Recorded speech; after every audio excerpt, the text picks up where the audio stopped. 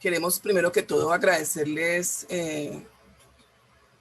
haber aceptado la invitación de establecer este conversatorio, permitirnos tener este momento de encontrarnos y charlar y darnos un espacio para conversar acerca de todo lo que nos está pasando desde una perspectiva de las mujeres, y regalarnos este espacio que yo creo que para todas, en especial, digamos, para las estudiantes, las docentes, las funcionarias de la Universidad del Valle y de la comunidad de Cali, en general es un espacio valioso que vamos a aprovechar en términos de podernos acompañar en esta tarde y reflexionar de manera conjunta y sororamente en términos de esta perspectiva acerca de las violencias basadas en género que estamos viviendo en Colombia en general y específicamente en la ciudad de Cali. Es muy significativo para nosotras encontrarnos hoy aquí en este conversatorio y tener un espacio para escucharnos y acompañarnos en este momento tan difícil que estamos viviendo. Agradecemos a todas las personas que se encuentran en la sala de Zoom y en el Facebook Live que hayan aceptado esta invitación. Quiero invitarlas a honrar la vida de todas las personas, especialmente de todas aquellas mujeres que sufren por la violencia que se ha ejercido sobre ellas, por la pérdida de sus seres queridos, por aquellas que buscan a sus familiares desaparecidos, desaparecidas. A todas las mujeres víctimas de la violencia queremos expresarles nuestra sororidad y nuestra profunda solidaridad en este momento. Queremos agradecer a las colegas invitadas, a Diana Salinas, a Olga Ocampo, a María del Pilar Castillo y a Carolina Goff, que han tenido la generosidad de preparar y compartir sus reflexiones para dar forma al conversatorio propuesto. A todas, mil gracias por su trabajo, por estar hoy aquí con nosotras, en nombre del equipo de profesoras y las profesionales vinculadas con el Centro de Investigaciones y Estudios de Género, Mujer y Sociedad de la Universidad del Valle. Muchas gracias por estar aquí. Hoy, 25 de mayo, a 28 días de la convocatoria del paro nacional en Colombia, se ha configurado un estallido social generalizado en un amplio número de municipios del país, vinculando a miles de ciudadanos. Se han mantenido durante estos 28 días una actividad sostenida de actos, pronunciamientos, marchas, actividades culturales vinculadas con esta convocatoria a la protesta social. Estamos frente a una coyuntura inédita en la sociedad colombiana, en la que se han expresado múltiples y diversas ciudadanías inconformes, indignadas, enfatizando en su condición de exclusión y vulnerabilidad histórica, para exigir el reconocimiento de sus derechos y las posibilidades de tener una vida digna. Los y las jóvenes han sido protagonistas centrales de este estallido social, una juventud heterogénea y diversa que converge en esta coyuntura y nos ha interpelado de múltiples formas, y la cual está esperando una respuesta de esta sociedad, que a veces es indolente y otras veces activa, requiere justo presentar esta respuesta a esta juventud que hoy nos interpela. Este momento ha favorecido un amplio debate nacional entre amigos, amigas, vecinos, vecinas del barrio, en las calles, en las plazas, en los parques, en todos los rincones y escenarios públicos y privados. Una reflexión en torno a la sociedad que somos, en torno a la que queremos ser también, el gobierno que tenemos y el que quisiéramos tener, el papel del Estado y sus organismos de control, y en fin, frente a muchos temas que hoy nos convocan a pensarnos la política, lo político, la vida privada y la vida pública de manera más compleja y lograr rectificaciones en todos los sentidos. Esta coyuntura puede ser entendida como un gran espejo que nos permite vernos a sí mismos, a sí mismas, y en este sentido constituye una oportunidad única para discutir los fundamentos de la democracia en Colombia. Quiero traer a la memoria el importante aporte realizado por la colectiva feminista Las Tesis de Valparaíso, Chile, en noviembre del 2019, justo en el marco de las protestas sociales en este país, que a la fecha, tras un importante proceso de participación y renovación política, han logrado avances sustanciales para el fortalecimiento de la democracia con una significativa participación de las mujeres en todos los ámbitos del proceso. Esta colectiva feminista, con su performance Un violador en tu camino, aportó de manera extraordinaria a instalar las violencias sexuales contra las mujeres en el centro del debate en América Latina, como una exigencia intergeneracional y como una acción global de las mujeres y la sociedad para eliminar, para transformar y para discutir y reflexionar en torno al uso de los cuerpos de las mujeres como botines de guerra, al acoso sexual, a la violencia, a las violaciones y a todo tipo de ejercicios de poder en este sistema patriarcal frente a las mujeres. En este contexto, consideramos que la convocatoria a este espacio de conversación y reflexión en torno a las violencias de género nos permite visibilizar estos hechos en el marco de la protesta social, que ha afectado principalmente a las mujeres que se atreven a ocupar el espacio público desde el lugar de su derecho a esta protesta social. Es necesario comprender las formas y el significado que adquiere este tipo de violencias, la instrumentalización del cuerpo de las mujeres, la agresión y las formas que adquieren estas violencias en el contexto actual. Esta es nuestra invitación para esta tarde, a conversar y a encontrar en esas posibilidades de aporte colectivo de cada una de nosotras un trazo, una luz, un camino que permita construir colectivamente alternativas, no solamente de comprensión, sino de acción frente a esta situación de barbarie que estamos enfrentando hoy en Colombia. Bienvenidas. Nuevamente, mil gracias a las colegas que van a compartir sus trabajos. Bienvenidas y espero que este espacio sea un espacio caluroso, afectivo y sororo para todas nosotras. Vamos a comenzar con la presentación de Diana Salinas, de Cuestión Pública. Luego vamos a tener la presentación de Olga Ocampo, de la colectiva feminista de Derechos Humanos, La Manada. Luego tendremos la intervención de María del Pilar Castillo, de la Universidad del Valle. Y cerraremos con la intervención de Carolina Goff, de la UNAM de México. Muchas gracias, Lina. Muchas gracias a todas y todos los que hicieron posible que yo estuviera en este espacio, del cual me siento muy honrada de recibir la invitación. El caso que yo quiero, pues como soy periodista, la reflexión a la que quiero apuntar en el día de hoy a través de esta invitación es el caso justamente de Alison, la joven de 17 años que fue violentada por la policía en Popayán.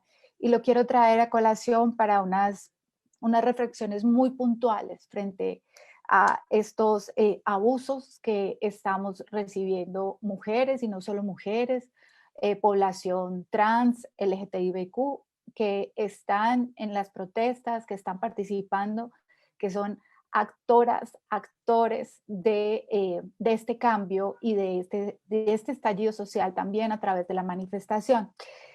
Supimos claramente este caso, lo traigo a esa reflexión porque es un caso que reúne finalmente muchos, es como una gota de todos estos abusos que están sucediendo, no solo del 28 de abril hasta la fecha, sino que son abusos que, como decimos en el hashtag, que pretende mostrar esta frase de Las Tesis, que es el Estado opresor es un macho violador, es porque en este Estado opresor en el que estamos, que nos estamos enfrentando pacíficamente y que estamos recibiendo balas y todo tipo sí, digamos, desde el asesinato, la desaparición, el abuso que está presente en la manera en cómo nos aborda el Estado.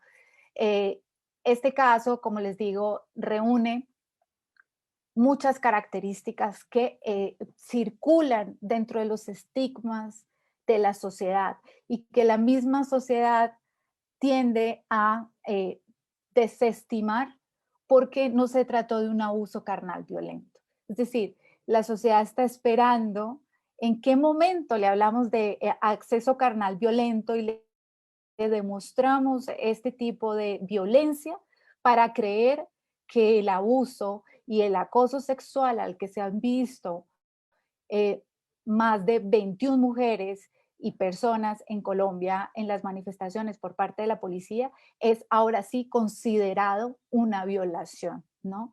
Entonces, el caso de Alison, lo voy a recordar muy rápidamente y llego a la reflexión que les quiero exponer. El caso de Alison ocurre el 19 de mayo en Popayán.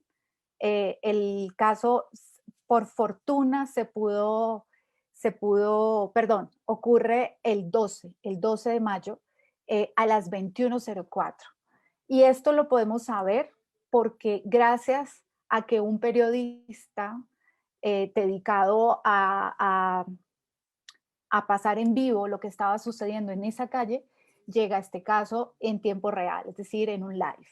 Y este live nos permitió saber la hora exacta en la que esto empezó a pasar.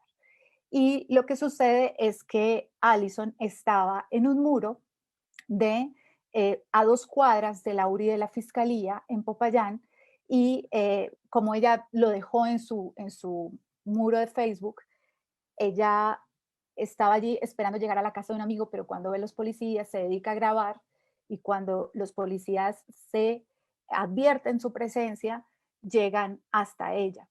Lo sorprendente empieza a suceder, digamos, la violencia empieza a suceder en el momento en que más de 15 policías armados, vestidos con sus escudos, con motocicletas, llegan a hacer una supuesta captura de una mujer.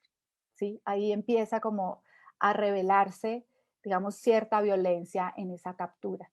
Pero es a las 21:04 y a partir de ese momento hay 30 segundos donde podemos percibir, no todavía probar completamente, pero se puede percibir que esos 30 segundos son constituyen la agresión sexual de la cual ella dejó constancia en su Facebook. Y esa agresión sexual es parte de yo le llamo así, pues es un raqueteo que le hacen, en donde ella describe que la manosean por completo. Ella está con una sudadera, ese es su atuendo que lleva esa noche, y no le requisan el bolso, y de inmediato la acusan de haber tirado una papabomba segundos antes, de ser ella la que tira una papabomba en ese momento. De eso no tiene constancia la policía y se nota en la captura, no le revisan el bolso después de ese raqueteo en el que seguramente ellos mismos comprobaron que ella no llevaba nada debajo de esa sudadera, digámoslo así, en términos de un explosivo o cualquier otro artefacto. La policía se encapricha muy fuerte y la reprime llevándola a la estación. Entre esos 15 policías se ve claramente en el video que 4 la levantan a la fuerza, arrastras. Y nosotros hacemos el análisis forense y demostramos cómo ese momento, desde que la capturan con esos 30 segundos hasta el final, constituyeron pues una detención y una captura que bien podría caber dentro de un análisis de tortura por parte de la Policía Nacional, porque no tenían motivos para los cuales llevársela. Nosotros junto con la revista Volcánicas, que es una revista feminista de periodismo, hicimos la siguiente reflexión. Y decíamos, con la reconstrucción de estos hechos podemos concluir que el caso de Alison se constituye como un caso de violencia de género institucional al ser perpetradas por agentes de la fuerza pública. Hay torturas, hay agresiones de carácter sexual y desnudos forzados. Hay un momento en que ella el pantalón se le empieza a caer en medio de esa detención por cómo la policía la toma, y citamos que es en este contexto, además de reprimir la protesta, el poder y la violencia, buscan restablecer los roles tradicionales de género que le asignan a las mujeres un mandato de pasividad social, porque además en la misma captura se puede escuchar cuando los policías empiezan a tratarla más fuerte y a decir que cómo es posible que 4 policías no puedan con una mujer, ¿no? Eh, y esto lo dicen pues también con groserías. Este tipo de violencias, además de daños físicos y psicológicos, pueden derivar repercusiones irreversibles en la vida de las mujeres, desde la lesión a su integridad como personas hasta la pérdida de la vida, como en este caso. Esto lo dice Lagarde en 1996. Y aunque en Colombia no está tipificado el suicidio feminicida, los hechos apuntan a una relación directa y evidente entre la violencia de género infligida por la policía y la muerte resultante de una mujer menor de edad, aspectos que deben ser tenidos en cuenta en la investigación correspondiente. ¿Qué pasa? Que cuando revisamos la metadata de lo que ella escribió en su Facebook, la metadata pues es todo este lenguaje HTML que nos da configuraciones de que ese mensaje fue escrito a la hora que fue escrito y demás, nos dimos cuenta muy tristemente que Allison empieza a escribir ese mensaje que deja en su muro de Facebook a las 7:36 de la mañana y lo va editando y sumando y sumando y sumando hasta que lo termina a las 9:09 de la mañana. Su abuela la encuentra sin vida a las 10 de la mañana, lo que significa que ese hecho, que fue lo suficientemente violento para Allison y que incluyó una agresión sexual muy fuerte en el momento en que llega la policía a requisarle su cuerpo, eso constituyó una agresión sexual y esos 8 minutos de tortura fueron tan decisivos para que ella se quitara la vida, que está probado en esos mensajes y en esas horas. Apenas ella termina de escribir esto, es como el mensaje que deja y por lo cual se puede inducir claramente que ella se suicida. Esto es como un detonante en esta tragedia de Allison. Eh, entonces, nosotros queremos traer Cuestión Pública, que también tiene en sus investigaciones y en su core de trabajo, eh, no quiere dejar pasar que los abusos, la represión del Estado viene incluida para las mujeres, mientras que a los hombres eh, les puede quitar la vida, que también se la ha quitado a mujeres. Una manera del Estado de reprimirnos a las mujeres es bajo las agresiones sexuales. Y eso lo sabe la policía, eso lo sabe este Estado, que es un Estado patriarcal, pero además nos chocamos con una pared muy fuerte, que es la fiscalía y que es todo un aparato de justicia patriarcal igual, que considera que si no hay un acceso carnal violento, no estamos hablando de una agresión sexual.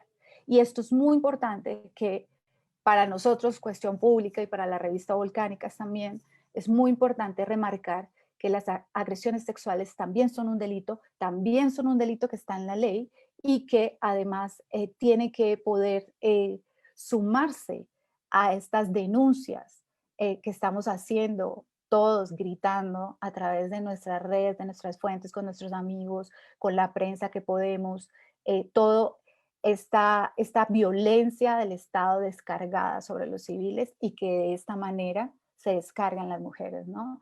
Esto sin contar, el caso de Allison es un caso más o menos entre 10 mujeres que son las que han denunciado. Es decir, estas mujeres, otras que han denunciado, también denuncian lo mismo, el mismo tocamiento horroroso y el manoseo que han recibido por parte de la policía, distinto a los hombres que los capturan en el mismo momento.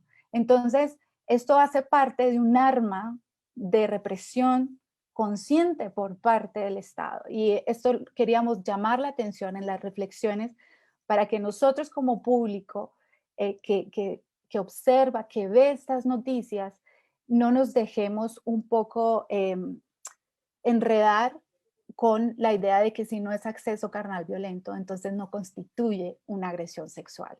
y lo es.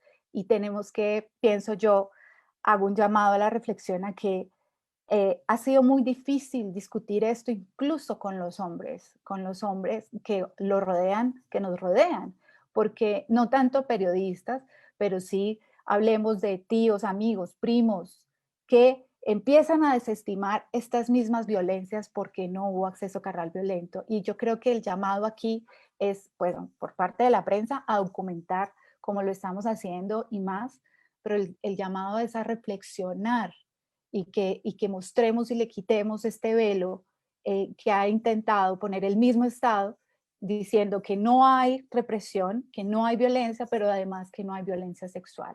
Lo dijo ayer el ministro de Defensa, Diego Molano, en la moción de censura en el Senado, y lo habló como una noticia falsa, por ejemplo. A eso tenemos que reaccionar porque no, el caso de Allison no es una noticia falsa. Fue y pasó. Lo que pasa es que no hubo acceso carnal violento, que es distinto, pero no deja de ser real la agresión sexual y la tortura que recibió durante esos 8 minutos, así como las otras mujeres que también han denunciado lo que les ha pasado. Esto, pues, en el marco de estas reflexiones que a mí me parece muy importante, porque la prensa y en general solemos dejar de lado como, no sé, asesinatos, desaparición, tortura y de lado abuso sexual. Y resulta que hace parte y es tan grave como todos estos oprobios y violencias que están descargando en este momento sobre la sociedad civil y que merecen un tratamiento de repudio igualito, como si fuera un asesinato, como si fuera una tortura, una desaparición, por parte de todos, digamos, de todos y todas en, este, en este tiempo, digámoslo así. Muchas gracias. Muchas gracias, Diana, por tu presentación y por tu énfasis y tu ilustración acerca, digamos, de un marco mucho más amplio para entender este tipo de agresiones y violencias sexuales que estamos afrontando en el marco de esta coyuntura, particularmente y con la ilustración del caso de Allison, que es uno de los casos, digamos, que más han conmovido, ¿no? Por todo el marco en el que él acontece. Vamos a presentar entonces a la colega Ángela Ocampo. Buenas tardes a todas, ¿me escuchan? Sí, te escuchamos. Sí, te escuchamos. Bueno, muchas gracias por la invitación. Pues como estaba comentando la compañera Paola, yo soy integrante de la colectiva feminista de derechos humanos La Manada y pues en este momento también quiero presentar algunas cifras y casos de lo que hemos documentado como Manada en conjunto con la Red de Derechos Humanos Francisco Isaías y Fuentes. Dentro de los casos está también pues el que acaba de comentar la compañera que me antecedió y creo que hay muchas cosas que bien vale la pena señalar frente a ese caso y frente a los casos que hasta ahora pues están documentados o al menos referenciados en el marco del paro nacional. Digamos como para seguir la línea del caso que estabas poniendo la compañera de Popayán del 12 de mayo, creo que en el marco de las violencias basadas en género es importante resaltar que la menor de edad de la que se habló ahora no fue la única que fue agredida sexualmente en esa noche, sino que fueron dos las mujeres menores de edad que fueron agredidas, digamos, en ese mismo contexto de las horas de la noche y ellas estaban además en ese contexto de la captura y las agresiones también con dos hombres. Muy a propósito también de lo que decía la compañera, pues por supuesto no es la misma situación de violencia basada en género. Sin embargo, en el caso de uno de los jóvenes que fue capturado con la otra menor de edad, pues claramente sufre una violencia que está dada en razón de su género, en tanto que es golpeado en los testículos, mientras que la policía le pregunta que dónde está su resistencia. Y a la otra joven, mientras la están abusando sexualmente, le dicen, ¿por qué no estás cocinando en la casa, perra hijo de puta? Estoy citando las dos frases. Esto está consignado en el boletín número 6 de la Comisión de Garantías y Derechos Humanos de la Coordinación Departamental de Paro de Cauca, del cual hace parte pues la Red de Derechos Humanos Francisco Isaías y Fuentes. Bueno, creo que la compañera mencionó muy bien todo lo que pudimos ver a través de los videos y el caso que hicieron pues como investigación frente al de la menor que se suicidó. Me parece muy importante señalar que de los casos que tenemos referenciados hay todo tipo de violencia sexual. No solamente es violencia sexual, como se ha dicho, el acceso carnal violento, sino que también está el abuso sexual, también está el acto sexual abusivo. También están cosas que están relacionadas, por ejemplo, con un lenguaje en donde se sexualiza o se hipersexualiza a las mujeres. Y digamos todas las variaciones que se dan en razón del género y las prácticas sexuales con la población LGTBIQ+, que también sufren la violencia policial de manera diferencial, y creo que esto es importante también de resaltar, porque en el marco de la violencia policial patriarcal que hemos vivido durante estos 27 días de paro, creo que se han presentado todas estas expresiones. Además, podría decirse que mientras que al mismo tiempo se mezcla también una violencia estatal, ¿cierto? Digamos que está la violencia estructural patriarcal, pero también está la violencia estructural relacionada con el racismo, y también está una violencia estructural que bien se puede mencionar como terrorismo de Estado. Entonces, digamos que al conjugarse todas en las formas represivas que hemos podido registrar, pues generan una multiplicidad de victimización que es importante señalar. Por ejemplo, en varios de los casos de los que se tienen registrados hasta el momento en Valle del Cauca, hay unas cifras que son oficiales, eh, que son a nivel nacional, en la cual han hecho grandes aportes Temblores e Indepaz, que son de 21 casos de agresión sexual. En el caso de Valle del Cauca y Cauca, hasta la fecha de ayer, desde la labor que venimos haciendo de registro, ¿sí? Tenemos 15 agresiones sexuales por parte de Fuerza Pública solamente en Valle del Cauca y Cauca. Y por supuesto hay que decir de entrada que hay un subregistro enorme allí, porque hay muchos casos que primero no se reconocen, no se identifican como una situación de violencia, pues como sabemos, debido a la naturalización que hay de la violencia basada en género y esta violencia estructural. Y hay otros que a pesar de que se denuncian, no se quieren visibilizar por miedo a las retaliaciones. Sin embargo, bueno, de estos 15 casos de agresión sexual, 5 han sido contra mujeres menores de edad. Y dos de esos casos, de estos 5 que menciono de mujeres menores de edad, ellas han sido agredidas sexualmente en presencia de otras mujeres adultas que también han sido agredidas sexualmente. Es decir, se ha dado violación, abuso sexual y acto sexual abusivo, las tres cosas en un mismo escenario de agresión policial. Una de ellas, de estas 5, pues se suicida, que es la que se mencionaba al comienzo. Y digamos, en muchos de los casos de estas otras mujeres adultas mayores de edad, hay algunas prevalencias. Por ejemplo, son capturadas de manera irregular o son abordadas por la fuerza pública, y una de las cosas que identificamos es que las intentan separar o las separan del resto de la gente con que han sido capturadas o retenidas, ¿sí? Así sea de manera, sea que las lleven a una estación, a la URI, o que las retengan en el sitio. Y al momento de separarlas se dan las situaciones de agresión sexual, digamos, en términos físicos y sexualmente hablando. Pero a eso le antecede una violencia sexual que tiene que ver con la violencia psicológica, simbólica, a través de amenazas verbales, que son amenazas que se combinan entre amenazarlas con matarlas, amenazarlas con violarlas. Entonces, allí vemos una combinación muy clara de esa violencia policial patriarcal en contra de las mujeres de manera específica. Además, también hay casos de persecución y de hostigamiento de agentes de la fuerza pública que han identificado mujeres que colaboran con o forman parte de las brigadas de salud y han ido hasta sus casas a generar terror con las mujeres que se encuentran allí.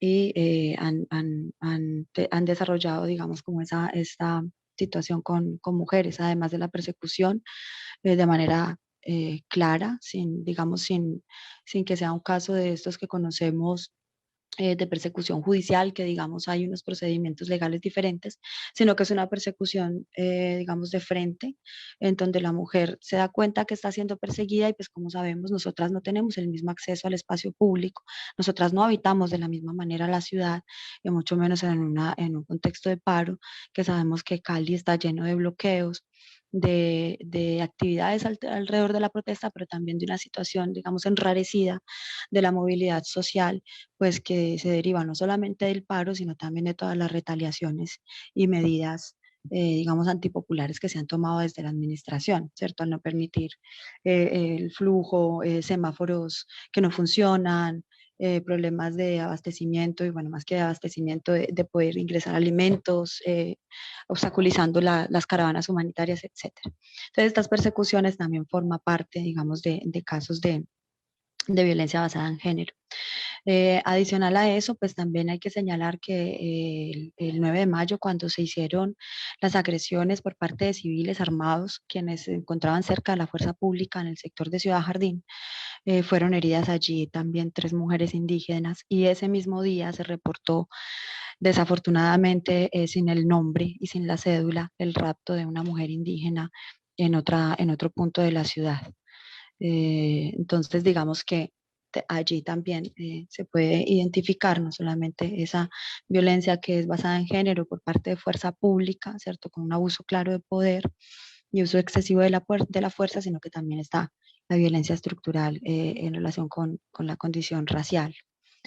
Eh, bueno, pues no está no es importante contra mujeres menores de edad, pues aparte de que jurídicamente son agravadas, ¿cierto? Porque son mujeres menores de edad, eh, pues tiene otras connotaciones, ¿cierto? En relación a la fuerza, al tamaño, digamos, al nivel de sometimiento, digamos, en el caso de estas mujeres que fueron agredidas tanto en Cauca como en Palmira, fueron mujeres que tuvieron que soportar también el sometimiento físico por parte, no solo por un número mucho mayor de hombres armados en su contra, sino también, ¿cierto? Digamos, en términos de la composición de estas personas. Y además unas recriminaciones que prevalecen en casi todos estos casos de abuso, de recriminación a las mujeres por estar en el espacio público, de estigmatización por formar parte de la protesta, reclamándoles, ¿sí? Esa situación de que no están en el espacio privado. Entonces, ¿por qué no estás en la casa cocinando? Perra hijo de puta, usted no tiene por qué estar en la casa a estas horas de la noche. Y así tenemos varios testimonios en donde eso está claramente identificado. Y por otra parte, pues también tenemos al menos 10 situaciones referenciadas de amenazas a mujeres defensoras de derechos humanos en estos 2 departamentos. Entonces han habido detenciones, despojándolas además de sus pertenencias y de sus celulares. Han habido amenazas directas y agresiones que bien se pueden tipificar como atentados, como es el caso de una compañera de la Red FIC y de otra compañera del Comité de Solidaridad con Presos Políticos aquí en Cali, que sucedió el 3 de mayo en la noche en una estación de policía en Cali. Entonces allí las golpearon, les dispararon de frente, de cerca, con las aturdidoras, sufrieron varios impactos en el cuerpo y de hecho una tiene una lesión que esperamos no sea permanente, pero aún la tiene en el coxis y eso ha trastocado su movilidad. Esa noche estas 2 mujeres defensoras de derechos humanos fueron amenazadas de ser matadas y de ser violadas, mientras que el compañero que estaba con ellas pues fue amenazado de ser matado, no de ser violado. Entonces creo que eso también es importante de señalar, como lo decía la compañera que me antecedió. Y hay otros 7 casos que están reportados en el Cauca de mujeres que mientras acompañaban brigada de salud, mientras acompañaban sacar heridos de la zona de donde se estaba dando la confrontación en la capital del Cauca, son abordadas, amenazadas y sufren, digamos, esta violencia política y simbólica por parte de los agentes armados al recriminárseles hacer lo que están haciendo y señaladas de que ellas forman parte, digamos, como de que la frase que dice es que las defensoras de derechos humanos tiran piedra y luego se ponen el chaleco. Entonces, digamos que es muy fuerte también esta violencia política contra las mujeres, tanto las defensoras de derechos humanos como contra las que se movilizan, como esa retaliación que se traduce la mayoría de las veces en una violencia sexual, pero también física, psicológica, simbólica, política, precisamente por no estar en el sitio en donde por mandato de género se nos ha ordenado estar, que es pues en la casa, en lo doméstico y cuidando otras personas, pero en un entorno doméstico. Entonces, bueno, creo que esos son algunos de los casos que quería mencionar y pues dejar allí también como sobre la mesa, pues que de todas maneras este subregistro que existe en el contexto del paro está antecedido por un registro estructural. Nosotras sabemos que hay un subregistro histórico frente a las violencias que nosotras sufrimos como mujeres y como cuerpos feminizados en una sociedad patriarcal, que en el proceso de, digamos, de naturalización de estas violencias, pues simplemente no se reconocen, no se identifican o simplemente se ocultan, ¿cierto? Para tapar esta violencia que sufrimos de manera cotidiana. Pero además hay otras cuestiones que hacen que este subregistro en el contexto del paro permanezca y que sea mucho más difícil poder hacer la sistematización y poder evidenciar y visibilizar estos casos, digamos, para escalar términos jurídicos o incluso políticos, si es primero, la normalización, como ya lo dije, segundo, el miedo. Muchas de estas mujeres nos han expresado, es que yo no puedo denunciar porque es que en mi barrio vive la policía y los vecinos míos son policías. O estos que me agredieron, pues es que me conocen, no saben de dónde es mi familia. Entonces, allí hay una serie de complejidades que se atraviesan. Y a otra de las que hemos señalado, y es que de todas maneras, mientras estemos en una perspectiva binarista frente a las identidades de géneros y de diversidades sexuales, y de las prácticas sexuales, por supuesto que deja otro registro allí también muy importante, porque seguimos registrando a las personas como hombre y mujer. Y esto no nos deja ver las violencias que sufrimos correctivas, las mujeres que somos bisexuales o las mujeres lesbianas o las mujeres trans, que son muchas veces simplemente registradas como hombre y que, como lo sabemos, como estudios de Colombia Diversa lo ha demostrado desde hace muchos años, sufren una violencia policial muy específica. Y digamos, esto queda en un subregistro que también es histórico y que es importante señalar para que no se nos quede pronto ahí en el binarismo a nosotras también. Ángela, muchas gracias por tu exposición y por ilustrarnos con toda esta gran cantidad, digamos, de conocimiento de los hechos, de los casos y de las situaciones que las acompañan. El trabajo que hacen las defensoras de derechos humanos y las colectivas que están prestando este apoyo en este momento es un trabajo absolutamente valioso y queremos honrar, ¿no?, ese trabajo también aquí. Mil gracias, Ángela, por todo. Ahora le vamos a dar la palabra a María del Pilar Castillo. María del Pilar es profesora del Departamento de Economía de la Universidad del Valle, es economista y tiene un doctorado en Economía por la Universidad Federal de Río Grande del Sur, en Puerto Alegre. María del Pilar ha realizado varias investigaciones en los últimos años, todas ellas relacionadas con la violencia en Cali y especialmente, digamos, esta violencia que está asociada o está enmarcada, digamos, en la población de los jóvenes, las jóvenes en la ciudad. Esta experiencia de conocimiento en los asuntos de la violencia y particularmente en los asuntos de la juventud, en María del Pilar la coloca, digamos, aquí en un lugar privilegiado porque conoce ese marco de vida y estructural que afronta la juventud en la ciudad. Bienvenida, María del Pilar, y adelante. Bueno, muchas gracias, Rosa, de verdad, por este espacio, a las organizadoras, también a Ángela y Diana, por su exposición detallada sobre los hechos que han acontecido en este contexto de paro nacional. Bueno, yo quisiera como de pronto poner sobre la mesa una discusión frente al trato que se le da desde el punto de vista del Estado y de los medios de comunicación convencionales, este tipo de agresiones violentas y de acoso sexual que están viviendo las mujeres de parte de la policía del ESMAD y después del GOES, ¿sí?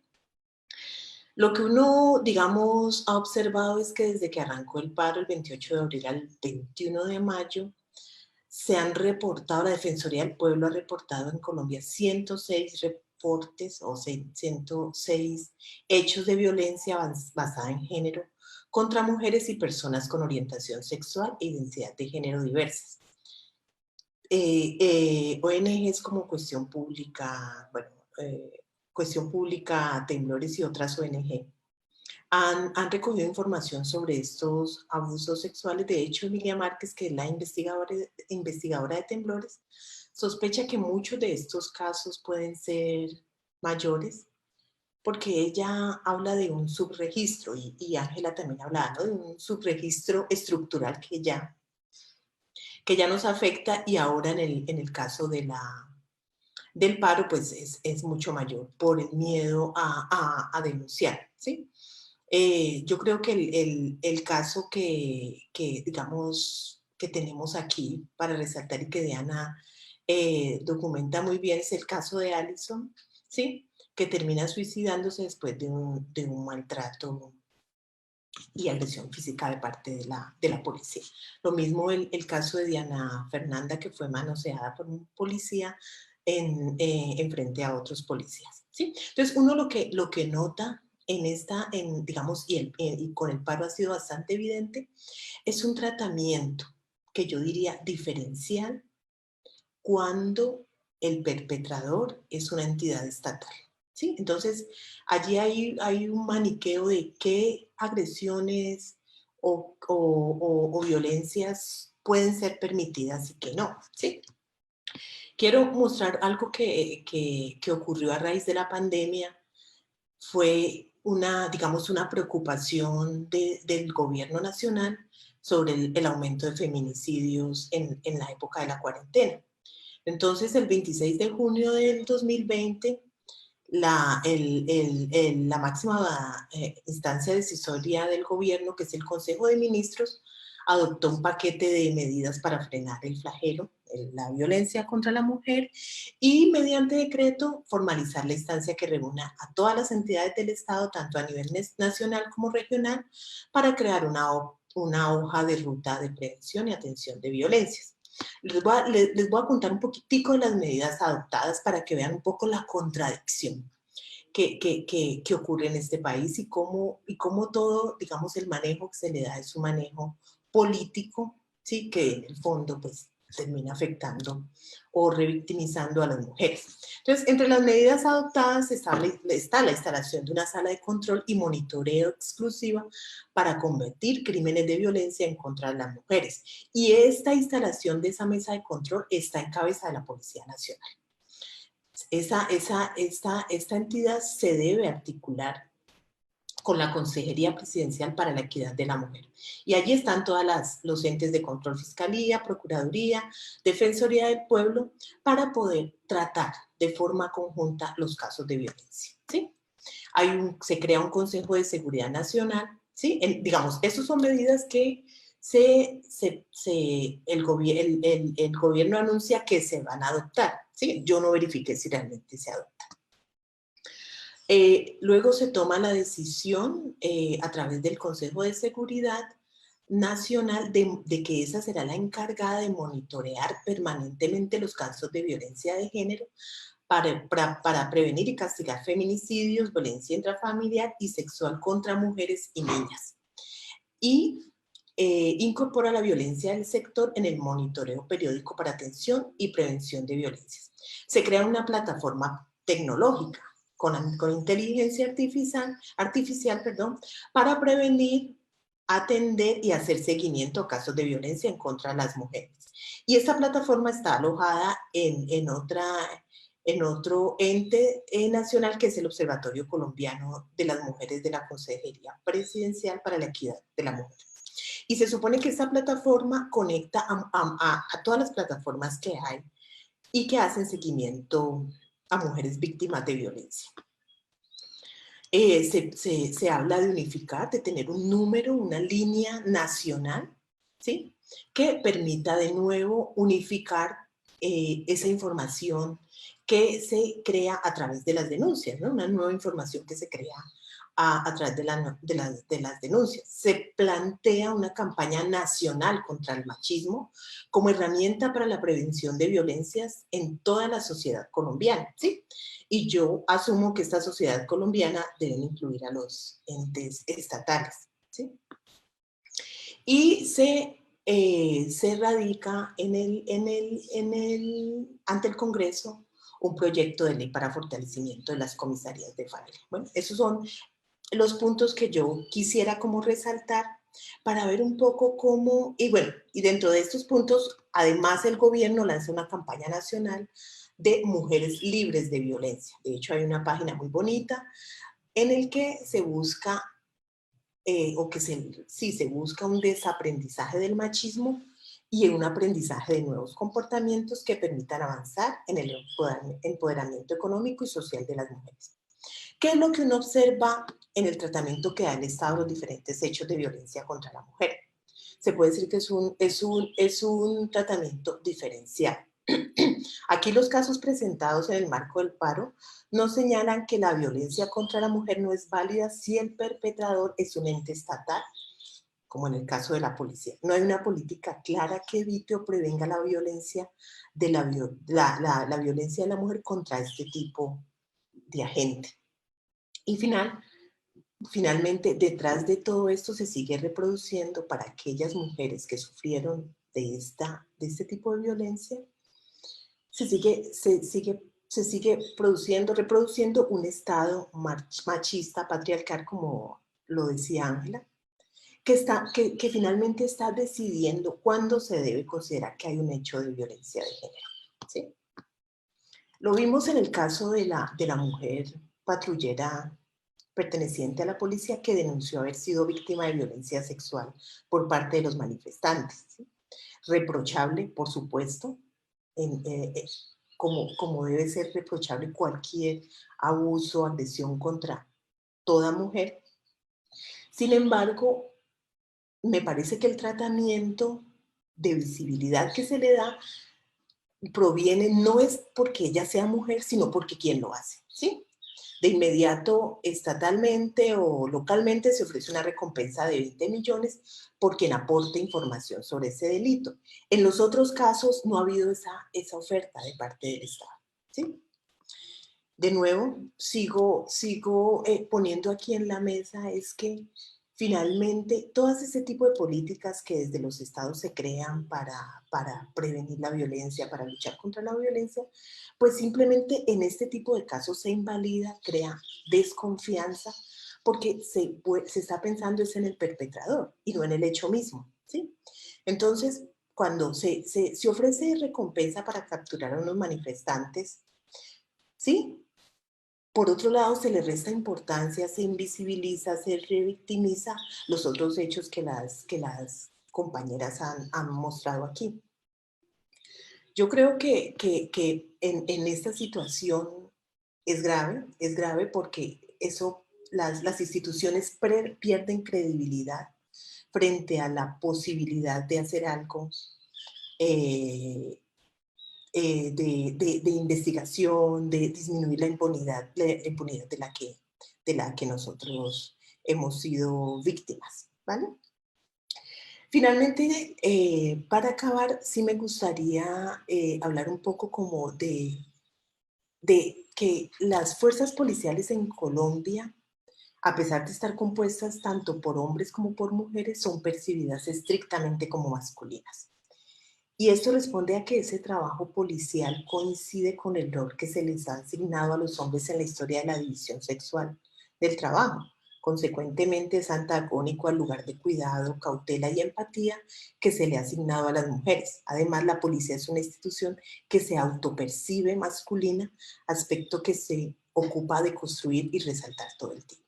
Entonces, con eso quiero como plantear en este espacio de discusión como esa doble, podríamos decir como doble moral en el tratamiento de los diferentes casos, ¿no? Si no fuera por las ONGs, por las organizaciones como Cuestión Pública, grupos colectivos que intentan visibilizar lo que está pasando con la mujer, de parte del Estado habría muy poca información. Entonces, simplemente, bueno, agradecer y muchas gracias por el espacio. Pilar, muchas gracias por tu intervención. Pilar, pues da este marco institucional, digamos, y esta mirada frente a esa actuación, ¿no? Que nos muestra, digamos, la complejidad también de los hechos que se han presentado y la importancia, digamos, de mantener este análisis, ¿no? Que es esta estructura patriarcal de la cultura que ejerce violencia sobre los cuerpos de las mujeres como un marco estructural en el cual estamos inmersas y sobre el cual es que invitamos a hacer la reflexión. Vamos a darle paso a Carolina Goff. Carolina Goff es investigadora asociada al Centro Regional de Investigaciones Multidisciplinarias CRIM, adscrito a la Universidad Nacional Autónoma de México, UNAM. Ella es doctora en psicología por la Universidad Libre de Berlín y tiene un recorrido amplio en las investigaciones sobre violencias de género de diversos campos y en distintos escenarios estudiadas y analizadas y múltiples publicaciones alrededor de los fenómenos de las violencias de género. Carolina, bienvenida, muchas gracias por estar aquí y te escuchamos. Muchísimas gracias por la invitación. La verdad que, bueno, en esta oportunidad se conjugan dos pandemias, de algún modo, la del virus, del COVID, y esta pandemia tan naturalizada, tan invisibilizada, que es en particular la violencia de género, ¿no? En el marco del estallido social en Colombia y en particular en Cali. Yo estaba pensando, bueno, las mujeres sin duda que ponen el cuerpo en una protesta son el flanco más débil del movimiento social. Se ataca allí donde resulta más fácil, porque por la condición de género, por la edad y por la situación o la posición de protestante, de demandante, resulta un botín de guerra de fácil acceso y la consiguiente desmoralización que puede provocar por el terror que esto impone, ¿no? Es decir, que fuerzas del Estado ejerzan violencia sexual contra las manifestantes. En este sentido, traigo a colación una expresión de Rita Segato, donde dice que la violencia contra las mujeres, en este caso en particular, ya no es la violencia sexual, no es un efecto colateral, sino que se transforma en un objetivo estratégico. Digamos, atacar a la mujer en la forma de la violencia sexual tiene efectos desmoralizantes para quien es considerado por el Estado el enemigo, en este caso. Al inicio, cuando tuve la oportunidad de hablar brevemente con Rosa, yo desconocía que la seguridad pública en Colombia depende del Ministerio de Defensa.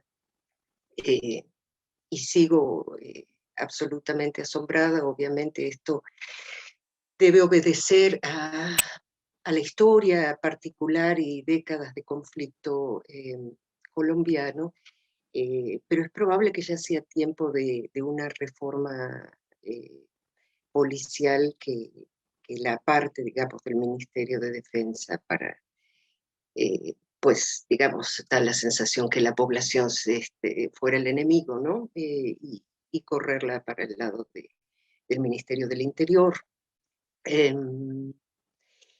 Yo pensaba en relación a las intervenciones de mis compañeras previamente, cómo se necesita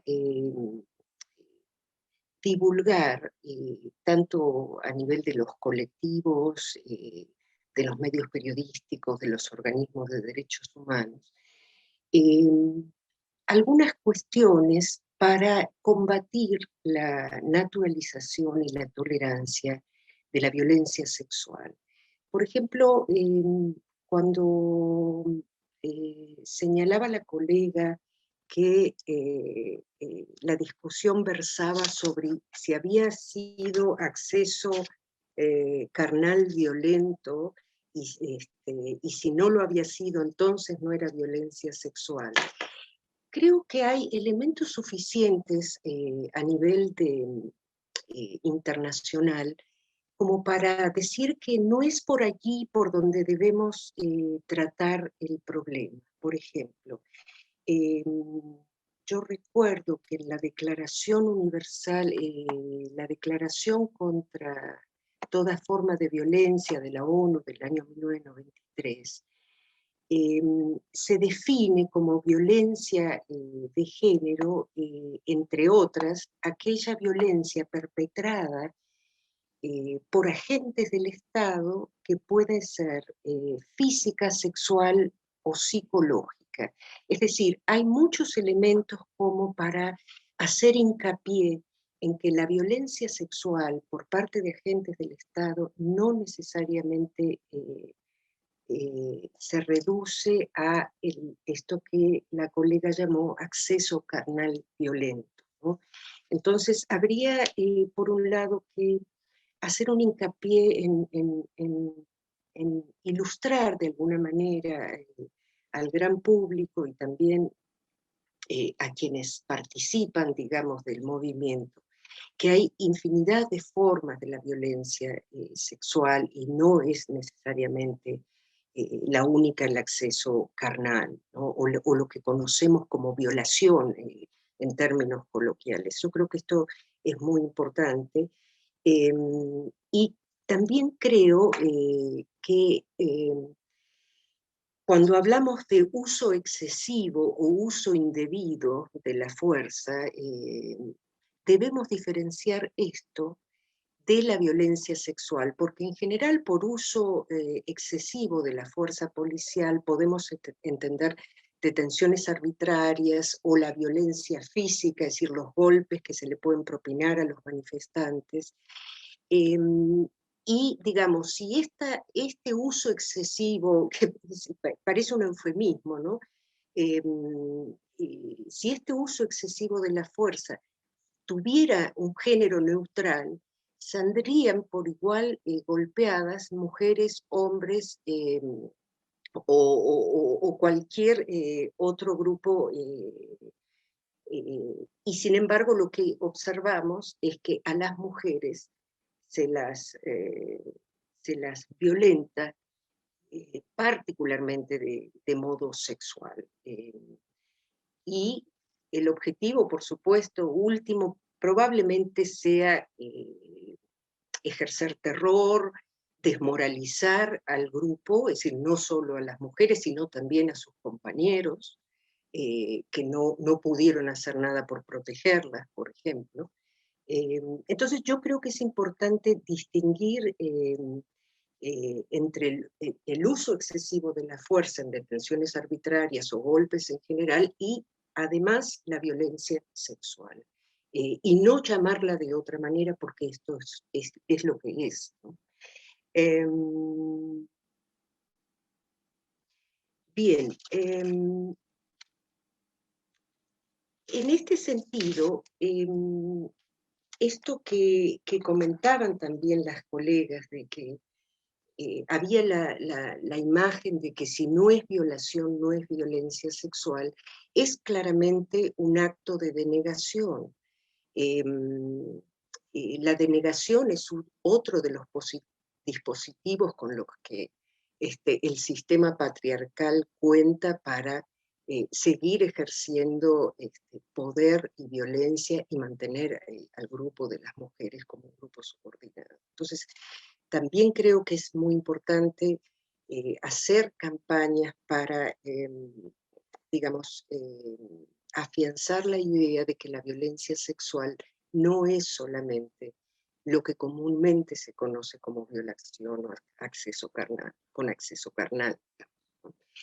Yo poco antes después que Rosa Emilia me invitó a participar en este encuentro, no pude dejar de recordar un caso lamentablemente bastante famoso que quizás conozcan, que es el de San Salvador Atenco en México.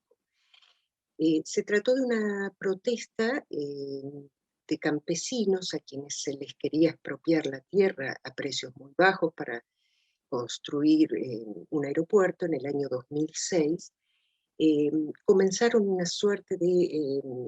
no fue un estallido social, fueron manifestaciones en principio bastante pacíficas.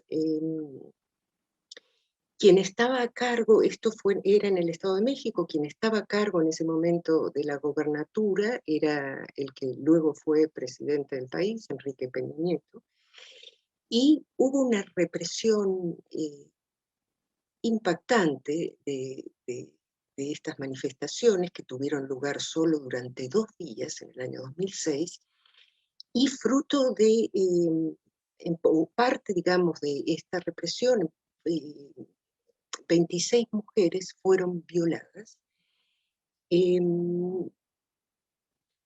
encarceladas, estuvieron encarceladas muchas de ellas más de 1 año,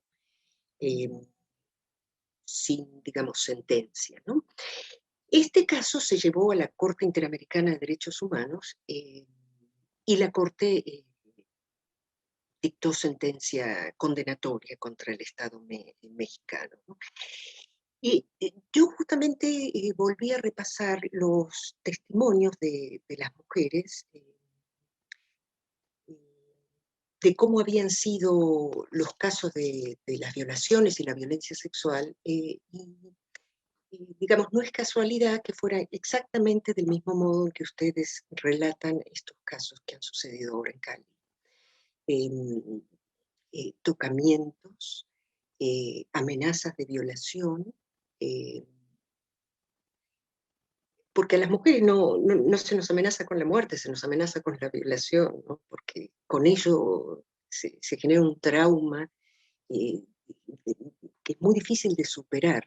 Entonces, y digamos, apelando a la idea de que el espacio público no es un espacio de ellas. Ellas deberían estar en casa cuidando de sus hijos y haciendo tortilla. Los argumentos son muy similares, y esto es porque la desigualdad de género y el patriarcado es un fenómeno de naturaleza universal. En todo caso, lo que hay que atender digamos, en los eventos particulares es qué se requiere para sensibilizar a la población en general y también para cuidar de aquellas que ponen el cuerpo en la manifestación.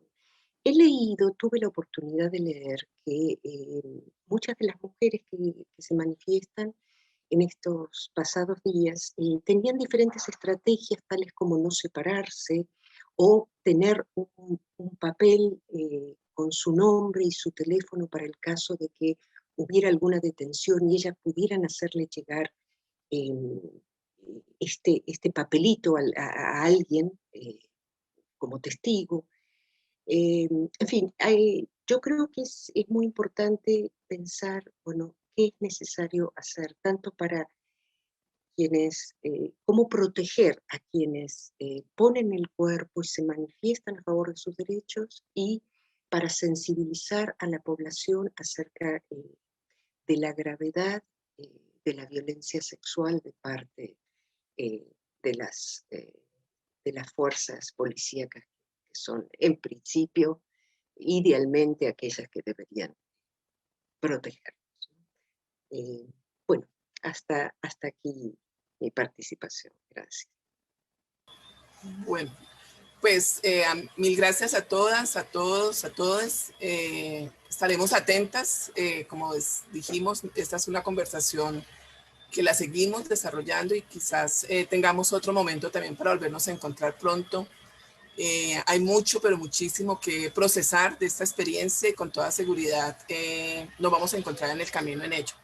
Muchísimas gracias a todas por la participación, por la discusión, por las ideas, las reflexiones, y un abrazo sororo y afectuoso para todas en este momento que lo requerimos de este acompañamiento, de este cariño, de sentirnos colectivas y sentirnos vinculadas, ¿no?, en este propósito.